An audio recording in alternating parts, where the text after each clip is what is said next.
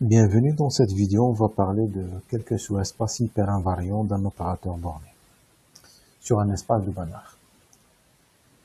Alors le premier sous-espace qu'on va considérer est le cœur algébrique.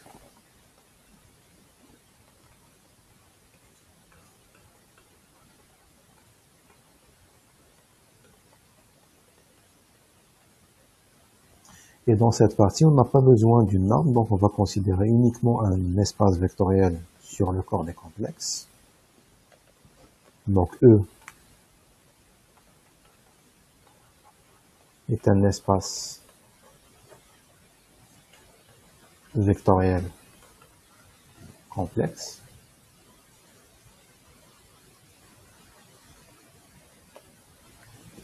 Alors, avant de donner la définition du cœur algébrique, j'ai besoin de rappeler le lemme de Zorn. Alors, lemme de Zorn,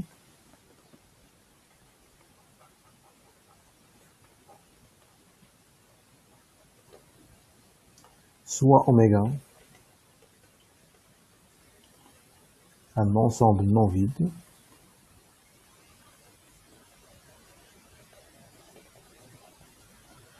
muni d'une relation d'ordre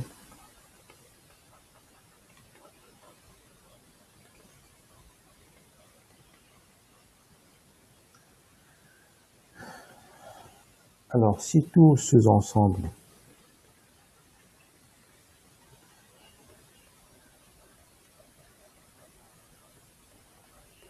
de oméga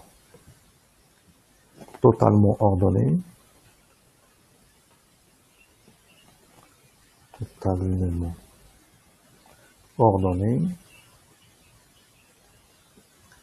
possèdent un majorant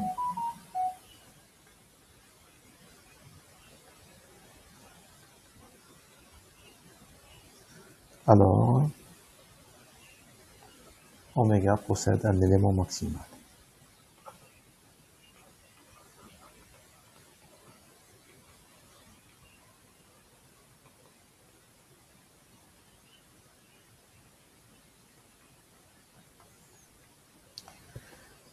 Alors, soit T une application linéaire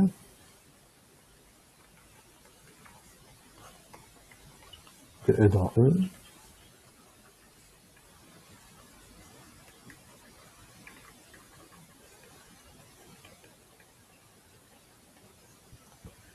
et posons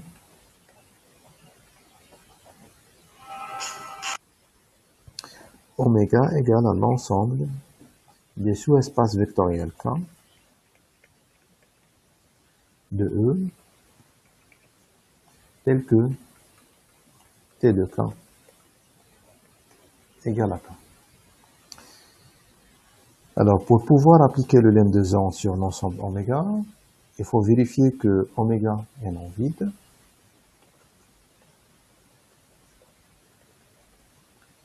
Alors, elle est non vide tout simplement parce qu'il contient un singleton 0, c'est que T de 0 c'est 0. Alors, on munit oméga de la relation d'ordre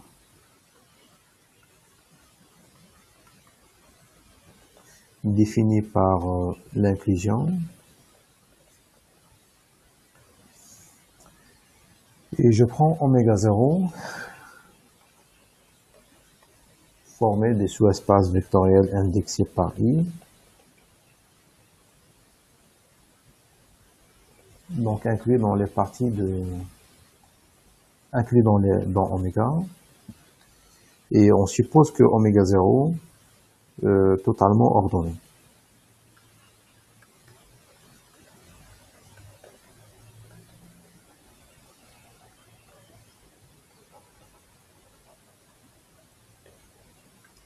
Alors, il faut vérifier que oméga 0 possède un majorant. Donc, on pose K, c'est la réunion des KI. Et on va démontrer que ce K, c'est un majorant. Donc, d'abord, il faut démontrer que K appartient à oméga, c'est-à-dire que T de K égale à K. Alors, tout d'abord, il faut noter que K est un espace vectoriel.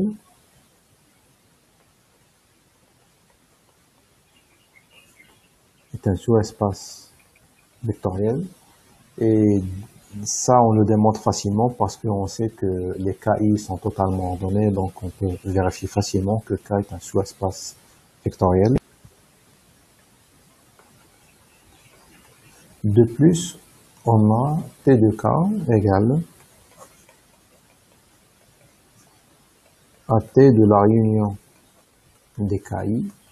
Et ça, c'est la réunion des T de KI. Et comme T de KI égale à KI, donc c'est la réunion des KI, donc égale à K. D'où K est un élément de oméga. Et en plus, il est majorant. Est un majorant de la famille des KI. Alors maintenant, le lemme de Zorn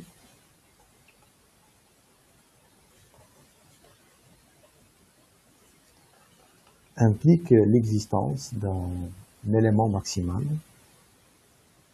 Donc oméga possède un élément maximal. Alors maintenant, on va voir que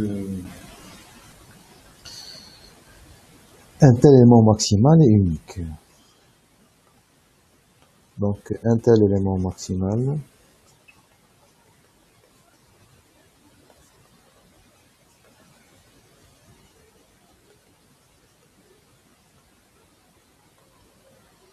est unique. En effet, si on prend deux éléments maximaux,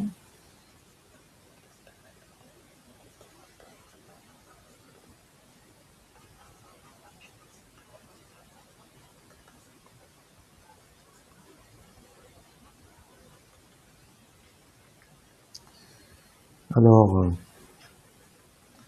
T de K plus L égale à T de K plus T de L égale à K plus L. Et donc,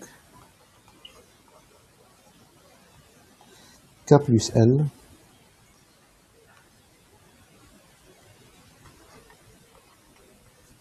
appartient à oméga. Comme K plus L contient K et L,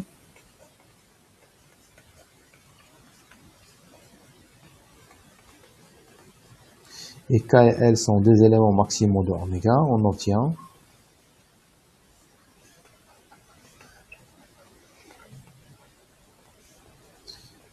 K égale à K plus L et L égale à K plus L. D'où K égale à L en particulier. Maintenant, on est en mesure de définir le cœur algébrique d'une application linéaire ou d'un endomorphosité de E dans E. Alors, définition, cœur algébrique.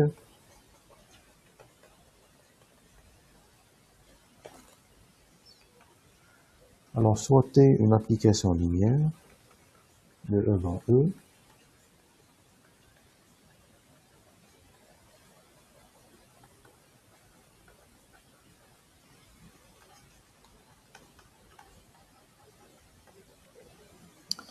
alors, le plus grand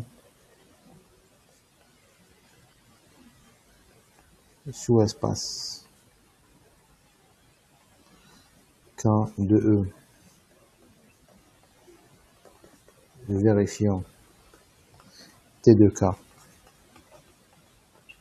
égale à K, est appelé le cœur algébrique. Cœur algébrique de T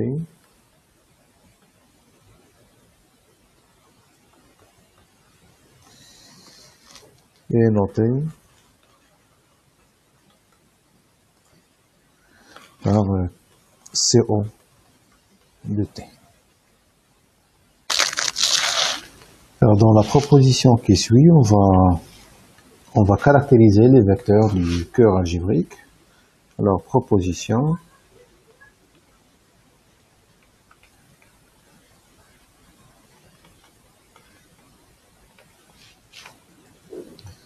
soit t est une application linéaire de E dans E,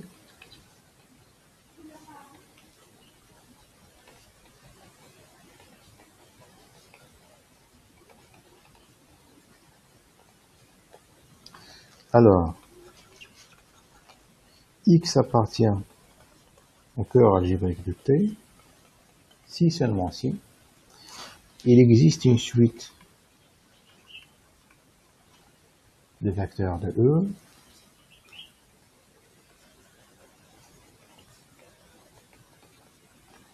tels que x0 soit égal à x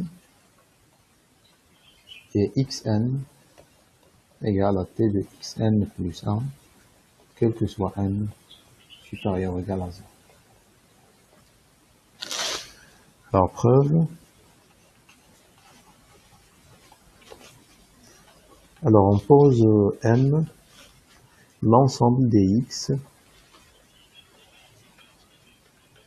dans E tel que il existe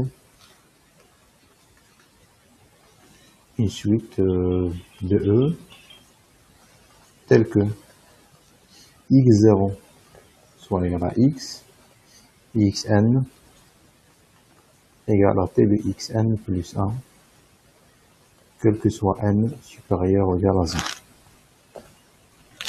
Alors on vérifie facilement que M est un sous-espace vectoriel.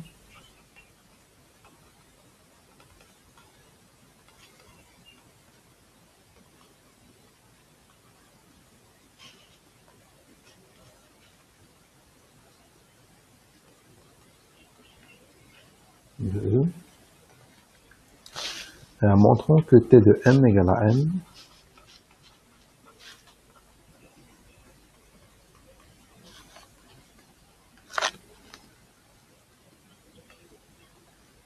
Alors on va commencer par démontrer que T de M est inclus dans M.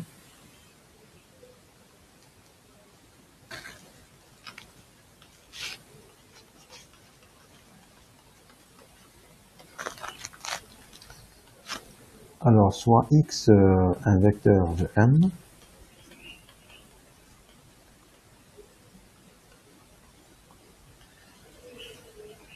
alors il existe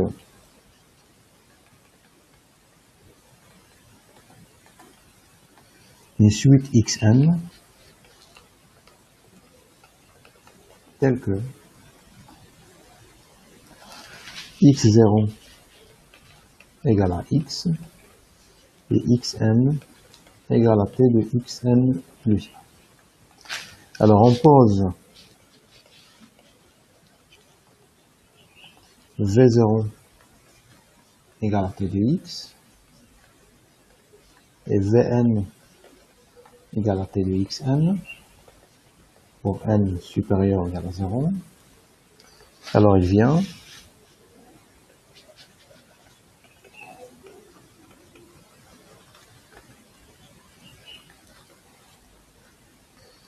que vn plus 1 égale à t de xn plus 1 égale à t carré de xn égale à t de vn. Ceci étant vrai quel que soit n supérieur ou égal à 0. Ce qui prouve que t de x appartient à n. Maintenant, on va établir l'inclusion inverse. M inclus dans T de M. Alors, soit x un vecteur de M, et xn une suite telle que x0 égale à x et t de xn plus 1 égale à xn, quel que soit n supérieur ou égal à 100. Alors on a x égale à t de x1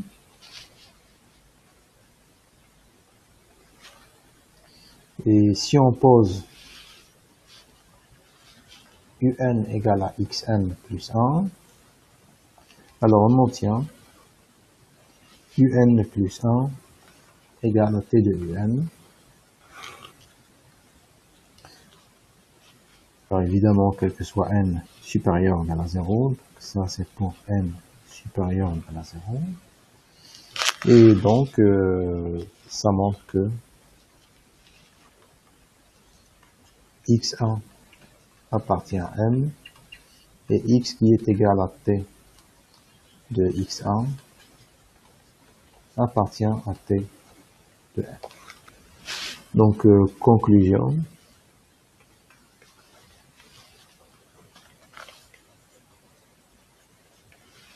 t de m égale à m. Alors maintenant, pour démontrer que m égale au cœur algébrique de t, il suffit de démontrer que m contient le cœur algébrique. Alors on sait que le cœur algébrique, c'est l'élément maximal de la famille des sous-espaces K tel que T de K égale à K. Donc si on démontre que le cœur algébrique de T est inclus dans M, et comme M vérifie T de M égale à M, alors forcément le cœur algébrique égale à M. Donc montrons que cœur algébrique de T est inclus dans M. Alors soit X un vecteur du cœur algébrique. Alors le fait que le cœur algébrique de T égale à T du cœur T du cœur algébrique de T, alors on obtient facilement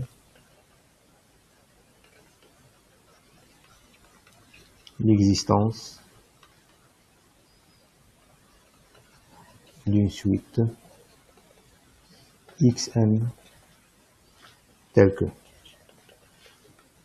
Alors je pose x0 égale à x, donc ça ne demande pas que cœur de t égale à t du cœur de t. Alors on pose x0 égale à x, et xn, ou bien t de xn plus 1 égale à xn. Alors là, par exemple pour x0, comme x0 appartient au cœur algébrique, alors il va suffire c'est un t de x1, qui avec x1 dans le cœur algébrique, et après je refais la même chose pour x1, c'est t de x2 avec x2 dans le cœur algébrique, et ainsi de suite. Donc cette égalité est vraie pour n supérieur ou égal à 0. Donc ça implique que x appartient à n. Donc comme j'ai dit tout à l'heure, t de m égale à n et le cœur algébrique est un élément maximal, donc ça implique que m est inclus dans le cœur algébrique de t. Et donc, comme on a obtenu l'autre inclusion, on obtient finalement que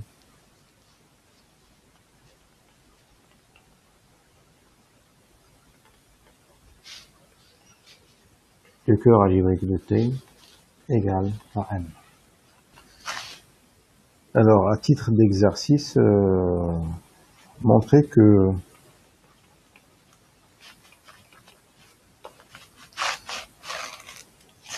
si S, T sont deux applications linéaires de E dans E,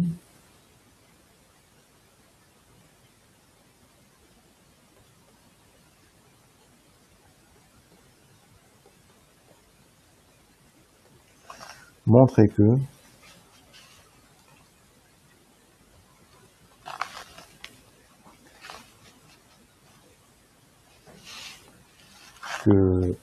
S du cœur algébrique de T est inclus dans le cœur algébrique de T si S commute avec T. Alors, définition.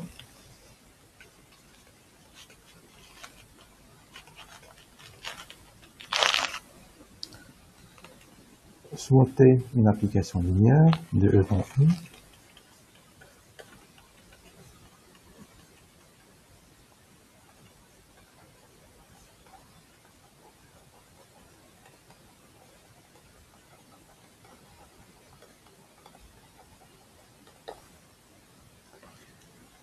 Alors, le sous-espace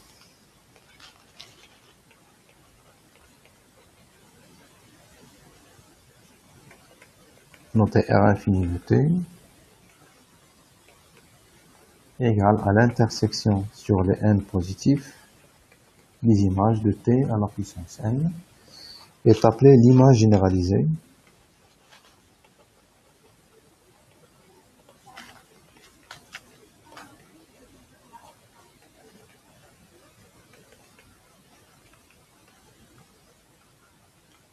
de t.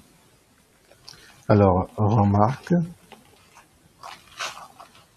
on a t du cœur algébrique de t égale le cœur algébrique de t. Donc ça implique que cœur algébrique de t égale à t à la puissance n du cœur algébrique de t, quel que soit n supérieur ou égal à 0, et donc inclus dans R de t à la puissance n, quel que soit n supérieur ou égal à 0. Donc en particulier, ça implique que le cœur algébrique de t est inclus dans l'image généralisée de t. Donc ça c'est la première remarque. La deuxième, si st égale à ts, alors S de l'image généralisée de t est inclus dans l'image généralisée de t. Donc l'image généralisée de t est invariant pour toute application linéaire commutant avec t. Alors proposition.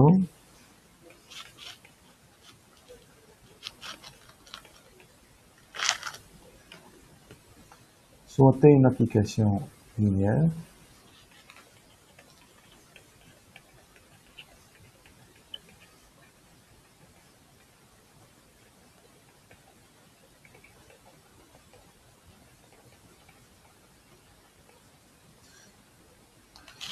s'il existe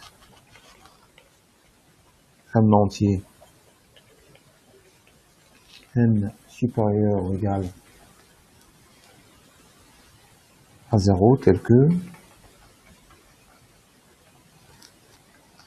dans l'entier, je prends un entier n, tel que le noyau de t inter l'image de t à la puissance n plus k égale au noyau de t inter l'image de t à la puissance n, et ça, quel que soit k supérieur ou égal à 1. Alors, si on a cette égalité, quel que soit k, pour un certain m, alors le cœur algébrique de t est égal à l'image généralisée de t. Alors, preuve. Alors, on a le cœur algébrique de t est inclus dans l'image généralisée de t. Donc, il suffit de démontrer, alors pour démontrer que R infini de t est inclus dans le cœur algébrique de t, il suffit de démontrer que t de R infini de t égale à R infini de t. Et comme R infini de t est invariant par t,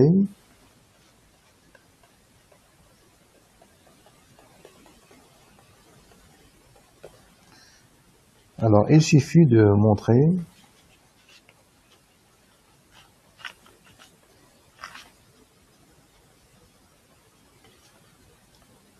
que R infini de t est inclus dans t de R infini de t. Alors, soit y, un vecteur de l'image généralisée de t,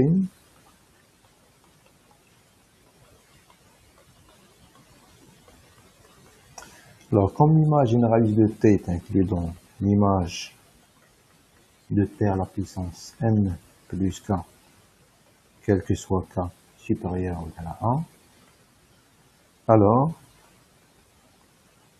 y, je peux l'écrire, c'est t de m plus k d'un vecteur xk, quel que soit k supérieur ou égal à 1.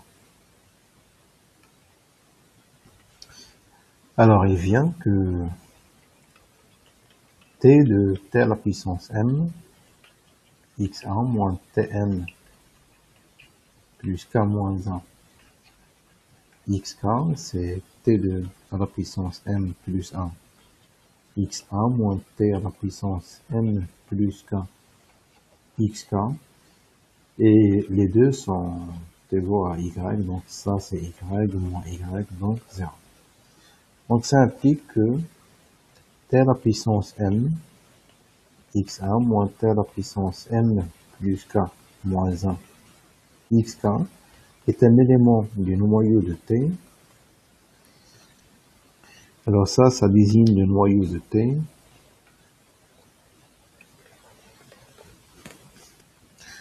En plus, t à la puissance m de x1 est un élément de l'image de t à la puissance m, et t à la puissance m plus k moins 1, xk, appartient lui aussi à l'image de t à la puissance m. Donc la différence reste dans l'image de t à la puissance m. Or, par hypothèse, le noyau de t inter l'image de t à la puissance m est égal au noyau de t inter l'image de t à la puissance m plus k moins 1. Donc on a égalité, donc égal, et comme t à la puissance m plus k moins 1 de xk appartient à l'image de t à la puissance m plus k moins 1, donc on obtient que t à la puissance m de xa est un élément de l'image de t à la puissance m plus k moins 1, quel que soit k supérieur ou égal à 1. D'où t à la puissance m, x1 appartient à l'image généralisée de t, et donc y qui est égal à t à la puissance m plus 1 de x1 appartient à t de l'image généralisée de t. Ce qui termine la preuve.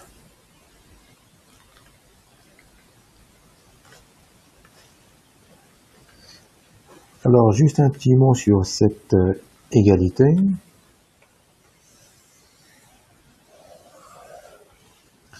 Alors, cette égalité signifie tout simplement que la suite des sous-espaces noyau de t inter R de t à la puissance k, qui est une suite décroissante,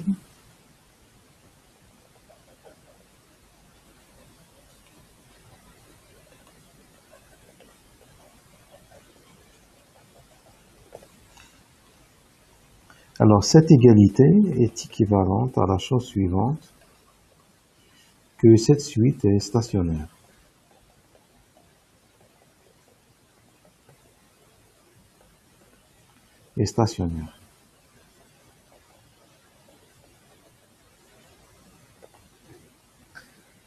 Alors on va voir dans le théorème qui suit qu'il y a des conditions qui impliquent que cette suite est stationnaire, et donc qui permet de conclure que le corps algébrique coïncide avec l'image généralisée.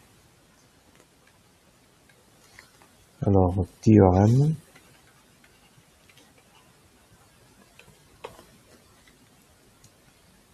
soit T une application linéaire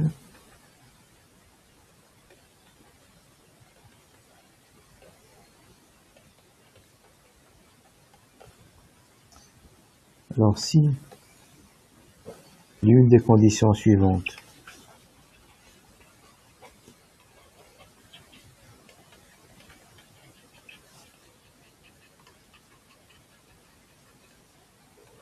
est satisfaite,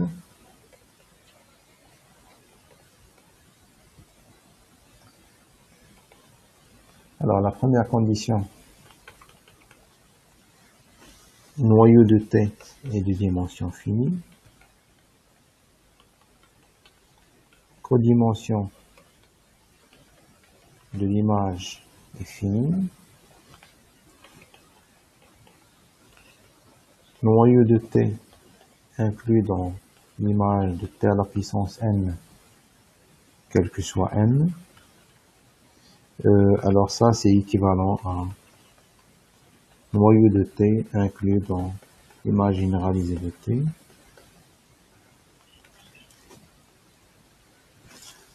Alors, si T vérifie une de ces trois conditions, alors le cœur algébrique de T est égal à l'image généralisée de T. Alors, preuve. Alors, pour la première assertion, comme la suite du noyau de T inter R, T à la puissance M, est une suite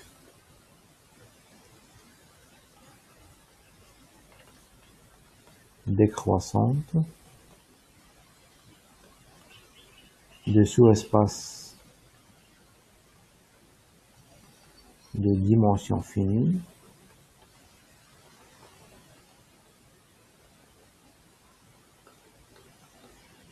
alors elle est stationnaire et donc par la proposition précédente, le cœur algébrique de T égale à l'image généralisée de T. Montrons maintenant la deuxième assertion. Alors on pose Dn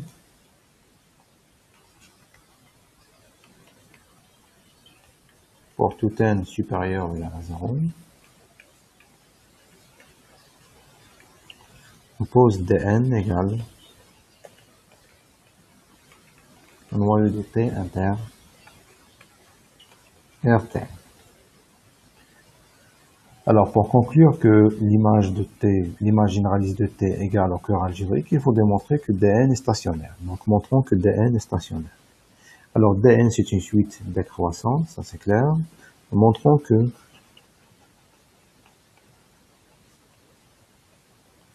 Dn est stationnaire à partir d'un certain.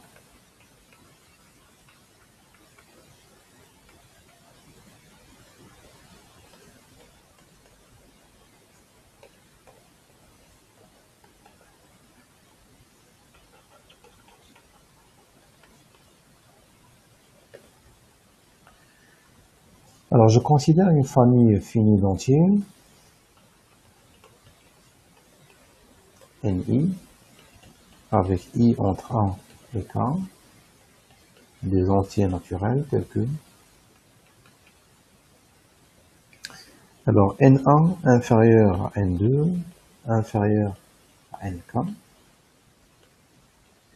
et DNJ plus 1 inclut strictement dans DNJ. Alors, quel que soit G,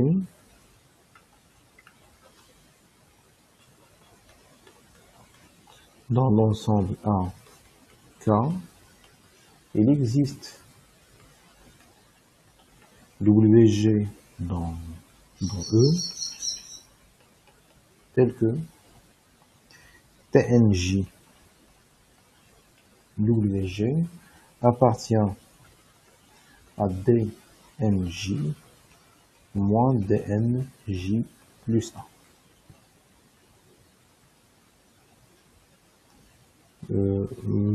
Il faut faire attention, c'est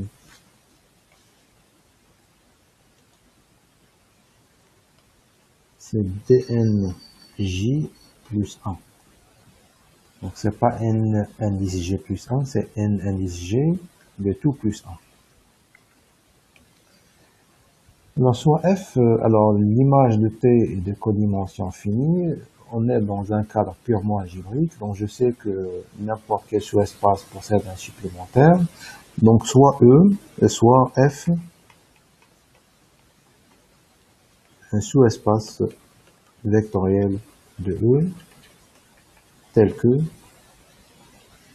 E soit égal à F somme directe avec l'image de T. Alors, comme T est de codimension, l'image de T est de codimension finie, alors dimension de F est donc finie. Alors, on écrit, alors le vecteur WG, je le décompose par rapport à cette somme directe. Donc, WJ, et s'écrit, c'est UJ plus VJ. Où UJ appartient à F et VJ appartient à l'image de T. Alors, la prochaine étape consiste à démontrer que les vecteurs UJ sont divins. Donc, UJ avec J compris entre 1 et K est libre. Donc ça, c'est à démontrer. Alors, je considère une famille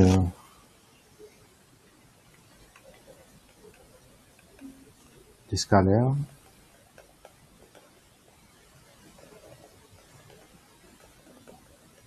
tels que alpha 1 U1 plus alpha 2 U2 plus alpha K UK égale à 0. Alors ça implique que alpha 1 W1 plus alpha 2 W2 plus alpha K WK égale à alpha 1 V1 plus alpha K VK. Maintenant pour J inférieur strictement à K, on a T à la puissance NJ de WJ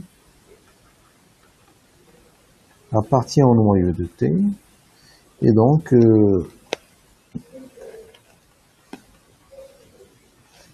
T à la puissance NJ plus 1 de WJ égale à 0. Maintenant, le fait que J est inférieur strictement à K, ça implique que NJ est strictement inférieur à NK, et donc NJ plus 1 est inférieur ou égal à NK. Donc, on obtient que T à la puissance NK de WJ égale à 0, évidemment pour J entre J strictement inférieur à K. Alors, on applique T à la puissance NK à cette égalité. Donc, T à la puissance T à la puissance NK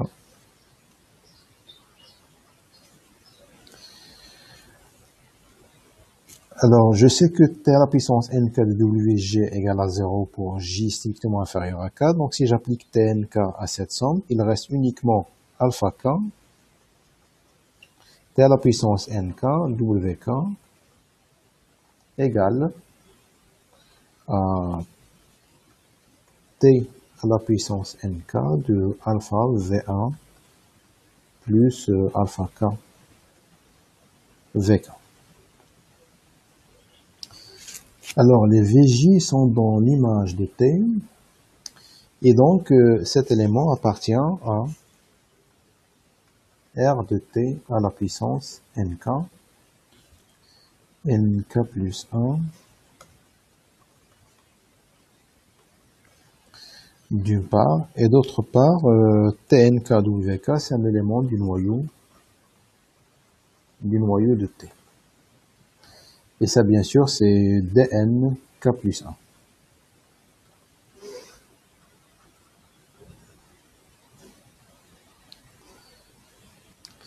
Or, on sait que cet élément, T à la puissance NK WK, est un élément de DNK moins DNK plus 1. Et donc, forcément, alpha K égale à 0, puisque T à la puissance NKWK n'appartient pas à DNK plus 1. Donc, alpha K égale à 0 forcément. Donc, ça implique que alpha K égale à 0.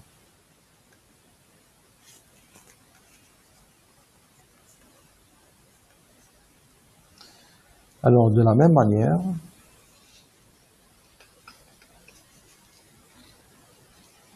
de proche en proche, on montre que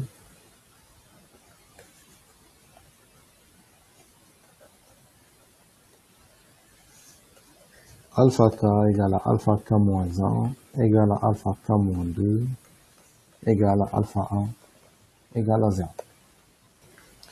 Ce qui montre que la famille des vecteurs uj avec j inférieur ou égal à k est libre. Or, cette famille est inclue dans F.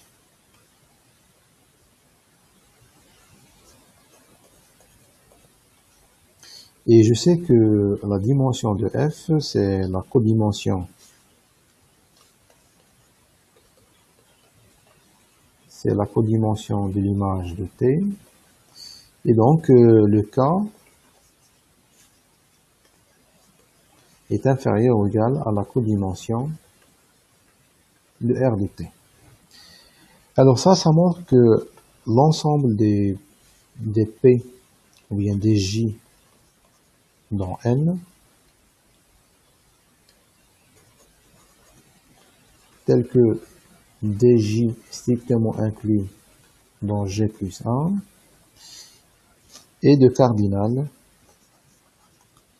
inférieur ou égal à la codimension de R de T. Par conséquent, dj est une suite stationnaire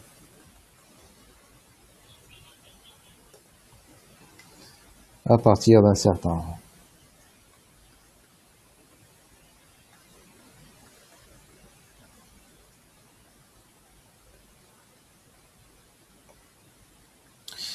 Maintenant, on va se placer dans un espace de Banach et on va définir ce que c'est le cœur analytique d'un opérateur borné. Alors, le cœur analytique d'un opérateur borné peut être vu comme étant l'analogue du cœur algébrique pour une application linéaire agissant sur un espace vectoriel. Alors, deux cœurs analytiques.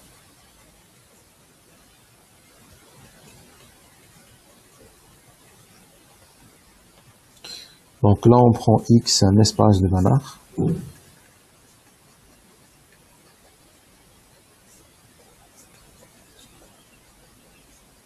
Complexe.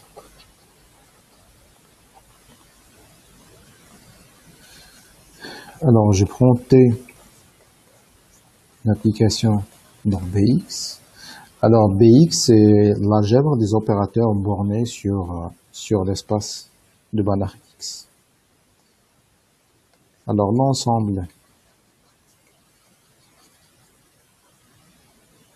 noté K de T égale au vecteur X dans X, pour lequel il existe un delta strictement positif. Il existe une suite UN, une suite de X,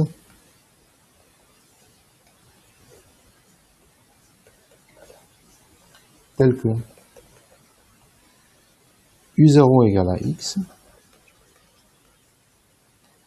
UN égale à T de UN plus 1, et la norme de UN inférieure à delta à la puissance n, pour la norme de X, quel que soit n supérieur ou égal à 0.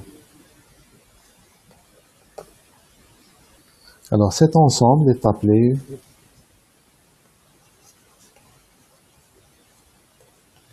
le cœur analytique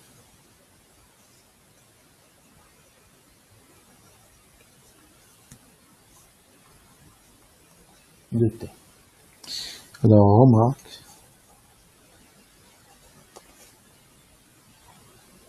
la condition norme de UN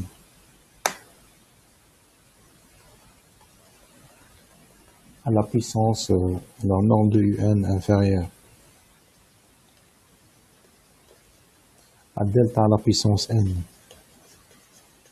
fois la norme de x est équivalente à dire que la suite UN à la puissance 1 sur n est bornée. C'est-à-dire que K de t peut être défini comme l'ensemble des x pour lesquels il existe une suite UN, telle que la suite norme de UN à la puissance 1 sur n est bornée, et en plus UN vérifie ces deux choses-là. Alors, dans cette direction, dans l'implication directe est facile à établir, par contre l'implication réciproque nécessite un petit raisonnement. Alors, dans la proposition suivante, on regroupe quelques propriétés satisfaites par, ou bien quelques propriétés du cœur analytique d'un opérateur borné. Alors, proposition.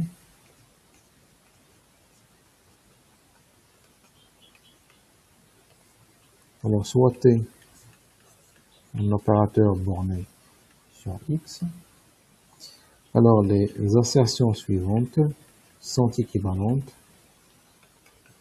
Alors, la première, K de T est un sous-espace de X.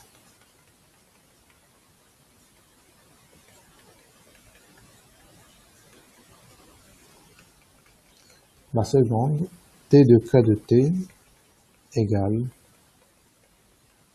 à K de T.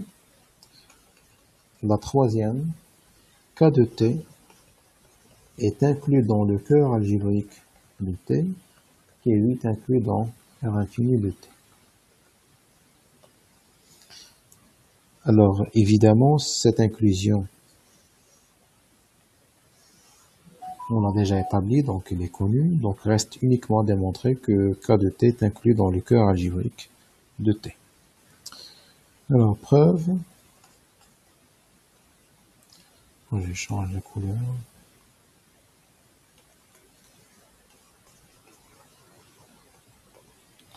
Alors, on commence par la première assertion. Pour démontrer que K de T est un sous-espace vectoriel, alors on démontre que les vecteurs, ou bien que K de T est stable par multiplication par un scalaire, donc ça pose aucun problème. Par contre, ce qu'on va démontrer ici, c'est que K de T est stable pour l'addition. Alors, on prend deux vecteurs, x et y. Alors, x dans K de T et lambda un complexe. Alors, lambda x dans K de T, c'est à titre d'exercice, pour ceux qui veulent les vérifier. Alors, maintenant, on prend le vecteur x et y dans K de T. Alors, il existe UN et Vn.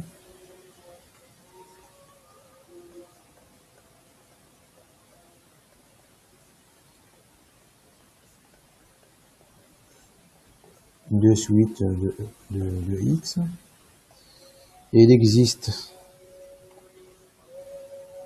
delta et gamma strictement positif, tel que U0 égale à x,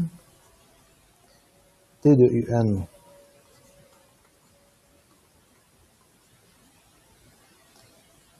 égale à T de UN plus 1 égale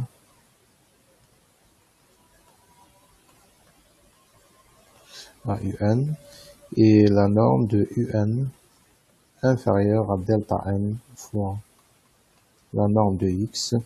Alors là, quel que soit n, supérieur ou égal à 0. La même chose pour y, donc v0 égale à y, t de vn plus 1 égale à vn, et la norme de vn inférieure à delta à la puissance n à gamma à la puissance n fois la norme de y. Alors on pose c égale au max de gamma, delta et A. Alors la norme de... D'abord on a U0 plus V0 égale à X plus Y. T de UN plus 1 plus Vn plus 1 égale à UN plus Vn. Et la troisième condition pour que X plus Y soit dans le cœur analytique de T est la norme de UN plus Vn, c'est inférieur à la norme de UN plus la norme de Vn, inférieur à, alors là je vais avoir gamma à la puissance n fois la norme de X plus delta. Donc je les ai inversés. Donc là je dois avoir delta à la puissance n et la gamma à la puissance n fois la norme de y. Donc c'est inférieur ou égal à c à la puissance n fois la norme de x plus la norme de y. Donc inférieur à c à la puissance n sur la norme de x plus y fois la norme de x plus la norme de y fois norme de x plus y. Donc c'est inférieur ou égal à c à la puissance n. Alors comme cette quantité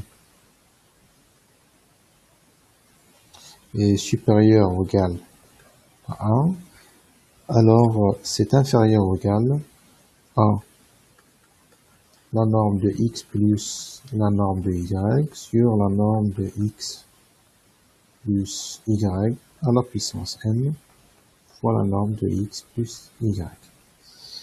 Alors on pose c'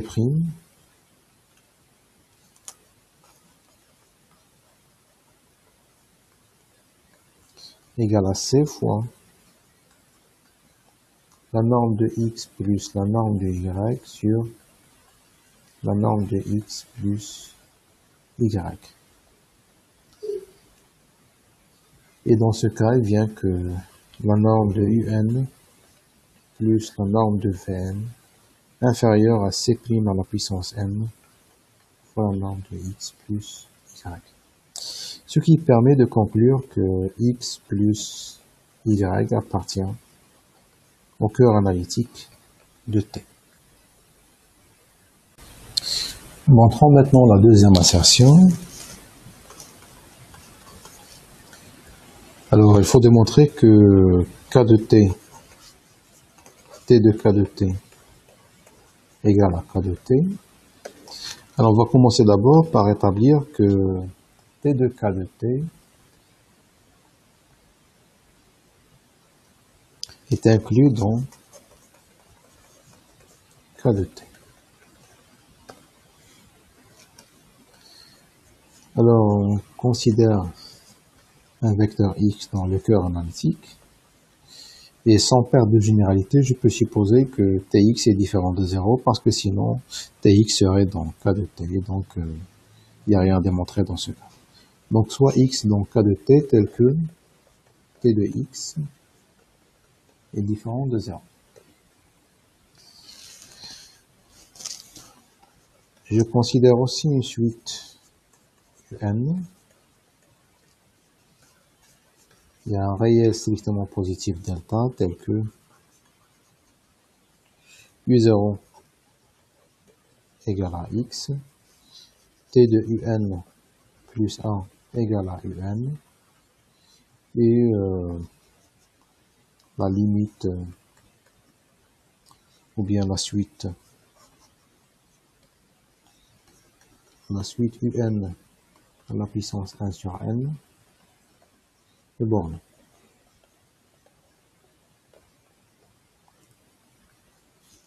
Alors on pose Vn égale à t de un, donc un moins 1 pour n supérieur ou égal à 1, et v0 c'est t de x, donc c'est t de u0, donc c'est t de x. Alors, t de Vn plus 1 égale à un, et ça c'est égal à t de un égale à un moins 1 égale à Vn. De plus, le fait que la norme de un à la puissance 1 sur n est bornée implique que la norme de Vn à la puissance 1 sur n, qui est égale à la norme de un moins 1 à la puissance n moins 1, est bornée.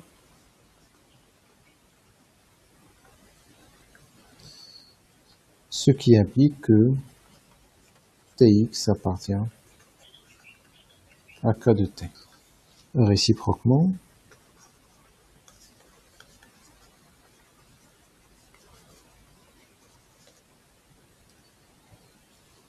soit x un élément du cœur algébrique, du cœur analytique de t,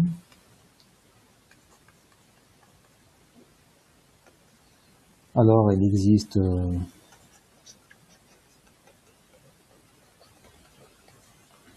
un réel strictement positif et une suite un,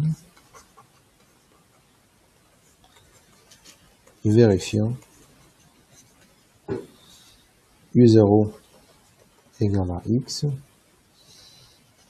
un égale à t de un plus 1, et la norme de un à la puissance 1 sur n est bornée. Alors on pose Wn égale à un plus 1 pour n supérieur ou égal à 0. Alors, t de Wn plus 1 égale à t de un plus 2 égale à un plus 1 égale à Wn, quel que soit n supérieur ou égal à 0. De plus, la norme de Wn à la puissance 1 sur n égale à la norme de un plus 1 à la puissance 1 sur n est bornée. Alors ça vient du fait que la norme de un à la puissance 1 sur n est bornée, donc on peut démontrer qu'on a aussi la norme de un plus 1 à la puissance 1 sur n est bornée. Et donc, conclusion, W0, qui est égal à U1, est un élément du cœur analytique de T. Et donc, X, qui s'écrit comme T de U1, appartient à T du cœur analytique de T. La troisième assertion est claire parce que on a T de K de T est égal à K de T, donc K de T est inclus dans le cœur algébrique. Et dans la première partie, on a vu que le cœur algébrique de T est inclus dans l'image généralisée de T. Donc l'assertion 3 est claire. On a vu pour le cœur algébrique que le cœur algébrique représente le plus grand sous-espace M tel que M égale à Tm.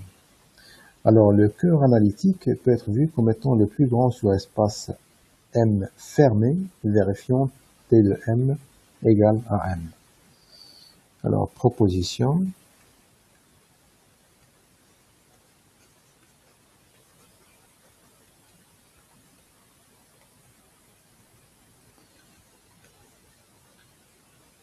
Soit T un opérateur borné.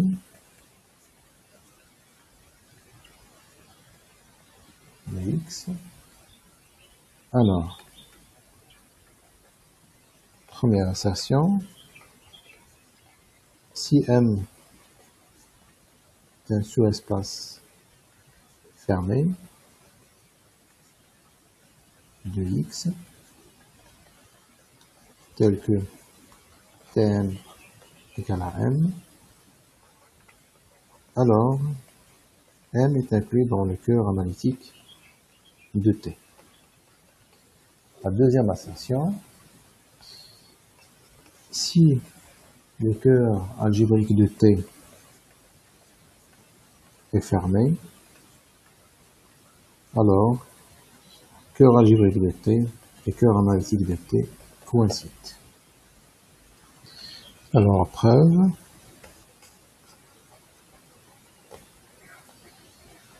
Alors, le fait que T restreint à M, qui a M, qui va de M dans M, est une application surjective.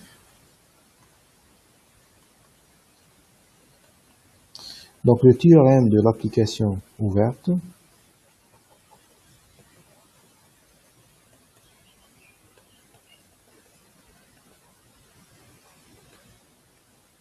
implique qu'il existe un delta strictement positif tel que la boule unité de X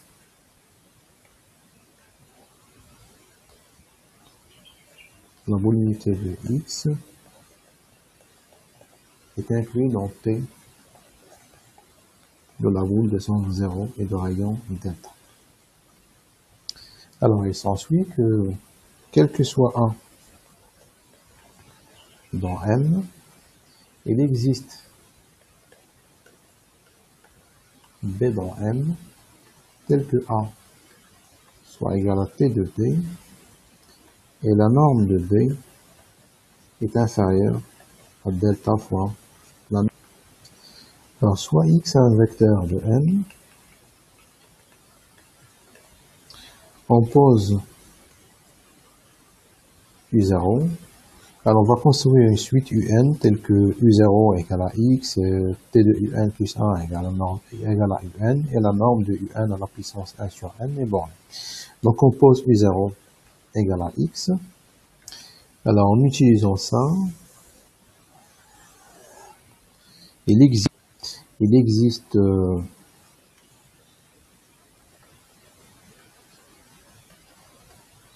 U1 dans M, tel que U0 soit égal à T de U1, et la norme de U1 égale à delta fois U0. Alors, on va refaire la même chose pour U1 qui appartient à N. Donc, il existe U2 dans E, tel que T de U2 égale à U1, la norme de U2 inférieure à delta fois la norme de U1, et donc inférieure à delta au carré fois la norme de X. Et de proche en proche, on construit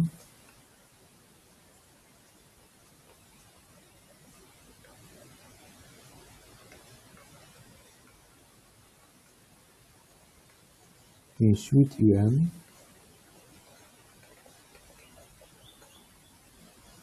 avec n supérieur ou égal à 0, satisfaisant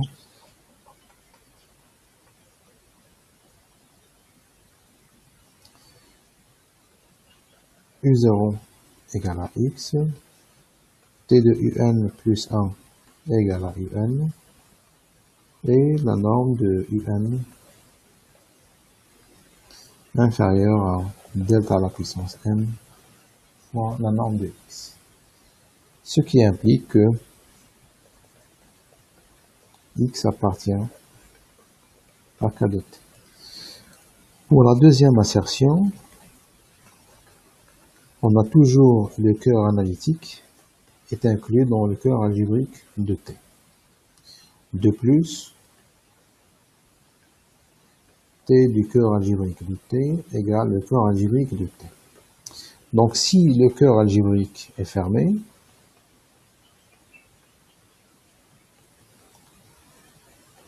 alors d'après la première assertion, le cœur algébrique est inclus dans k de t. Et donc on a égalité.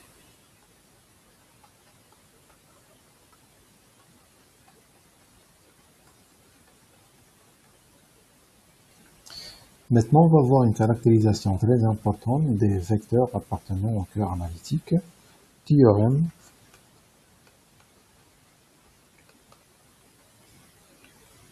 soit T un opérateur borné,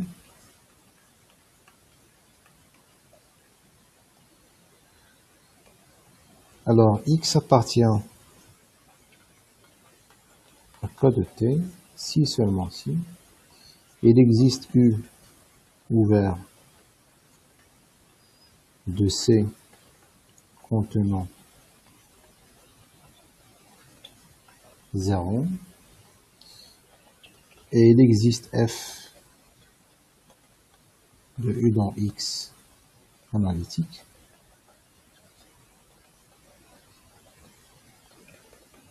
tel que T moins lambda, que F lambda égale à X, quel que soit lambda, dans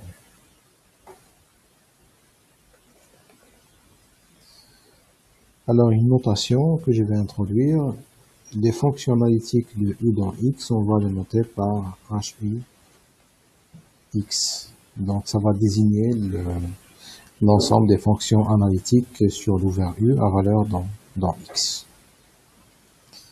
Alors, preuve.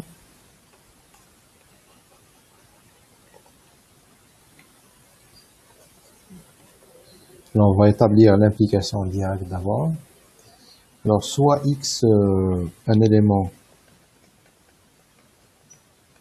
du cœur analytique. Alors, je peux écrire, alors il existe un réel strictement positif, delta, et une suite UN.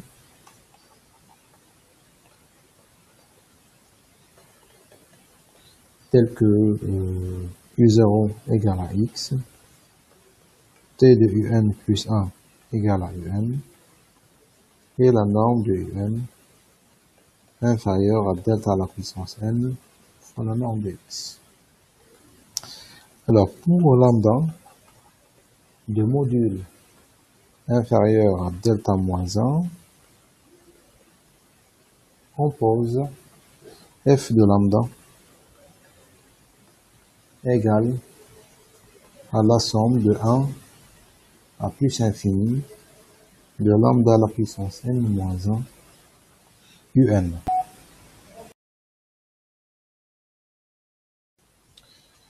On a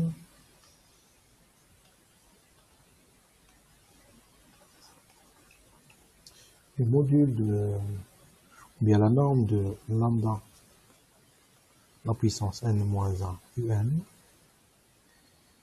est égal est inférieur ou égal au module de lambda à la puissance n moins 1 fois delta à la puissance n fois la norme de x. Et donc c'est inférieur ou égal au module de lambda fois delta de tout à la puissance n fois la norme de x sur le module de lambda, pour lambda différent de 0. Donc avec lambda différent de 0. Alors la convergence au point lambda égale à 0 est triviale, donc ce qui nous intéresse c'est de démontrer que la série lambda à la puissance n moins 1 un est convergente pour lambda différent de 0, évidemment lambda de module inférieur à delta moins 1.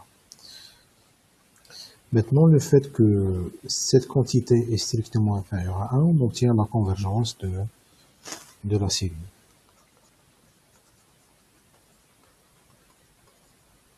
On converge absolument.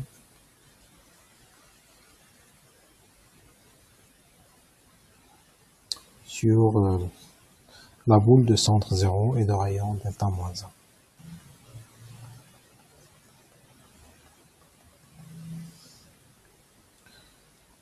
De plus, F est analytique. Donc c'est une série entière, donc analytique. Et vérifie. T moins lambda. Appliquer F lambda égale à l'ensemble de 1 plus infini. Donc l'ensemble de 1 plus infini de lambda à la puissance n. T de un moins l'ensemble de 1 plus infini de lambda à la puissance n un. Là, c'est lambda à la puissance n moins 1. Donc, égal à l'ensemble de 1 à plus infini de lambda à la puissance n moins 1. T de un, c'est un moins 1, moins l'ensemble de 1 à plus infini de lambda à la puissance n un.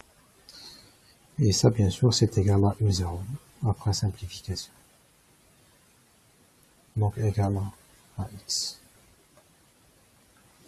Alors, réciproquement,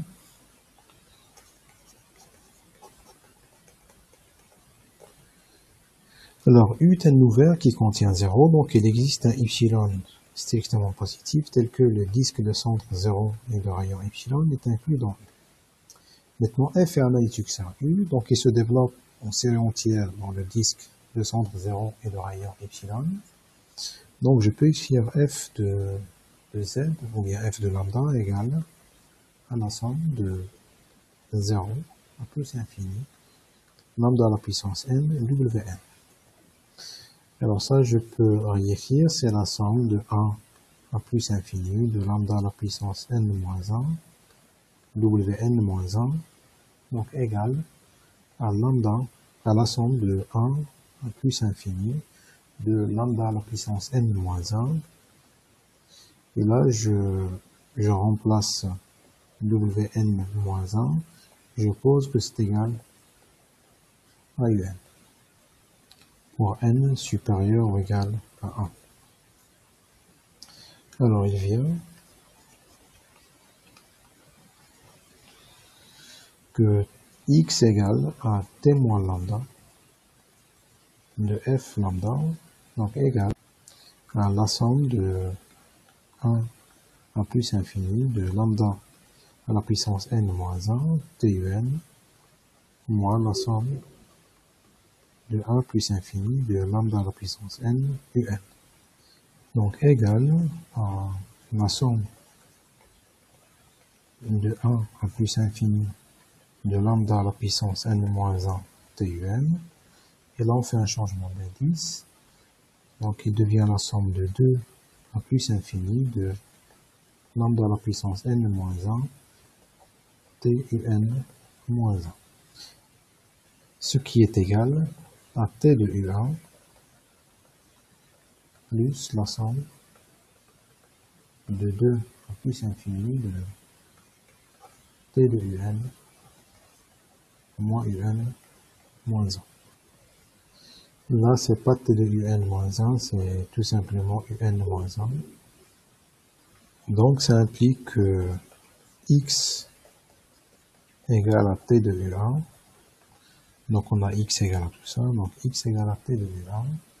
Et un moins 1 égale à t de un, quel que soit n, supérieur ou égal à 2. D'autre part,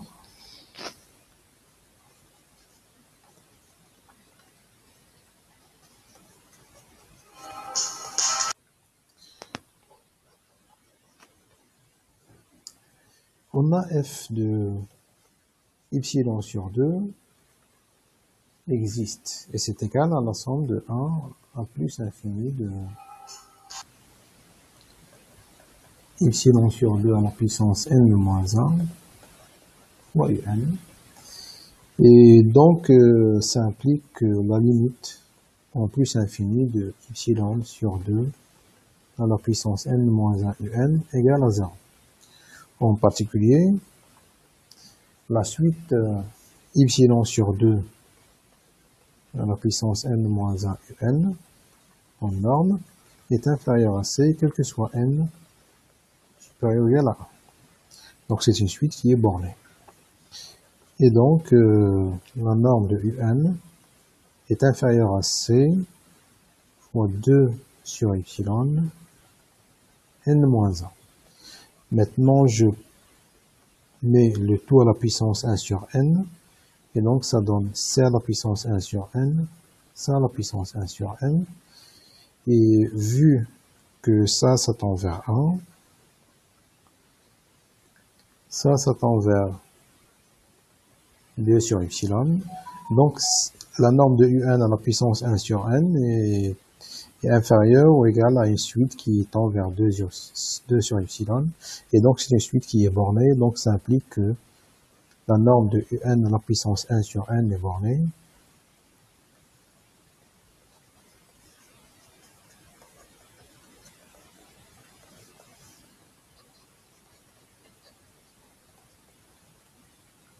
Et donc, ça implique que x appartient à k de t.